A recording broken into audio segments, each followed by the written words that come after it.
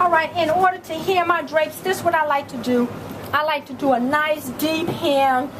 So I'm going to measure from my top down 8 inches. And I'm going to kind of finger press it in place 8 inches like this. And I'm going to do that all the way across my drape. And then I'm going to take my iron and then I'm going to press it all the way across the entire thing. Give it a good steaming. So then I'm going to take this and fold it back. And I have my crease line. And I'm going to take this and line it up. And then I'm going to press that and fold it. And then I'll do my hem. So I already have my hem done. I have a professional roll hem. I already had that done on the other end. So I'm going to show you. That's the exact same way I'm going to do the header of my drape. So I'm going to take my drape and say I wanted to finish 85 inches. You can see I already have the hem in the bottom of my drape. So I'm going to measure along the side to whatever my finished length is. I'll put a pin in it.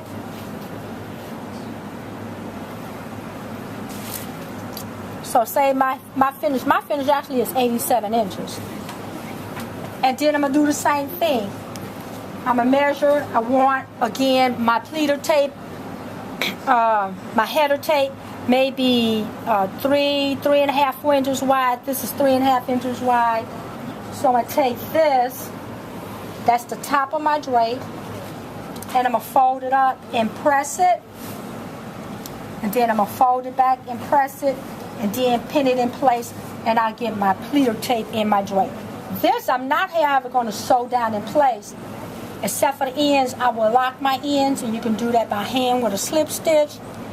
And then you need to measure the distance. You need to figure out either how many pleats you want on your drape, or you need to figure out how much space you want in between your pleats.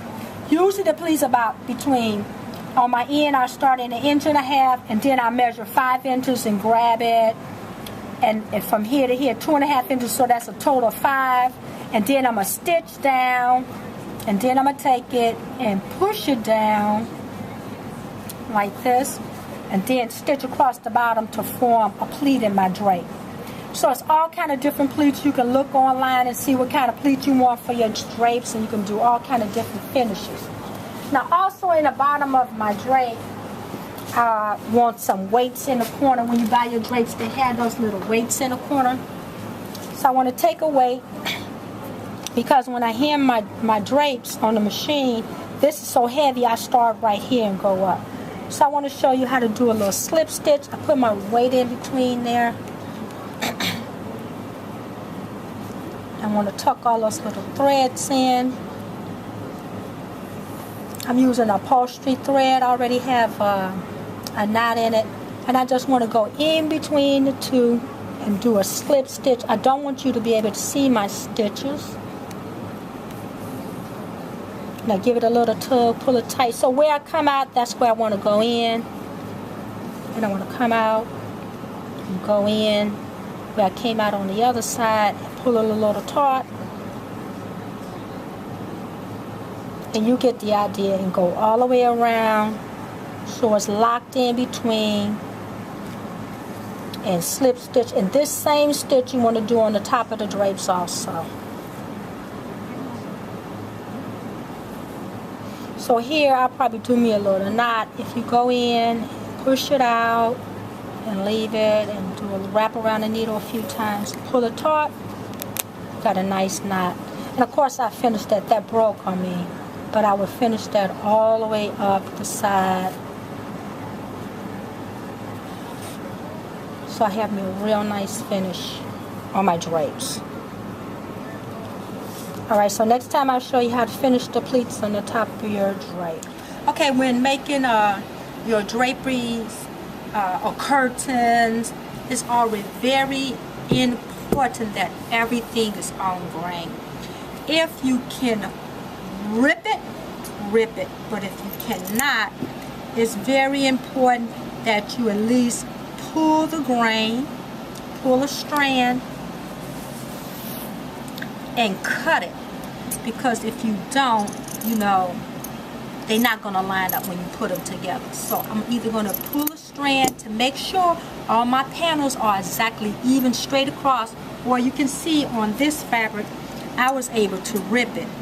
So you want to do one of the two. You either want to rip it to make sure it's on grain, all the panels are exactly lined up at the bottom, or you want to pull it to make sure everything is lining up perfectly.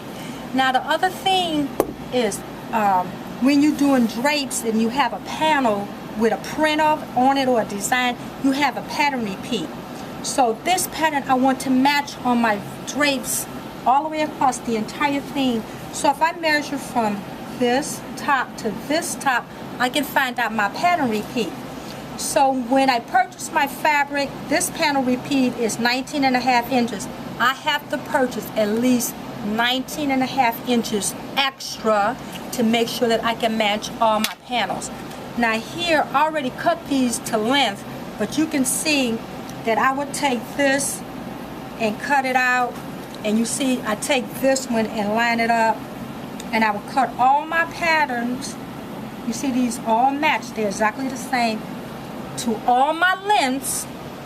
Now my window finished length is 86 inches, and I'm adding 12 inches because I want a 4-inch hem. So I'm gonna fold up 4 inches and 4 inches again, which is 8 inches. And then my pleated tape at the top, I want to cover my pleated tape with my fabric also. So I need at least an extra 12 inches to cover the pleated tape and to give me a nice hem at the bottom. Also, you can see on the tightly woven edges, this thread, one is blue and on this other one is brown.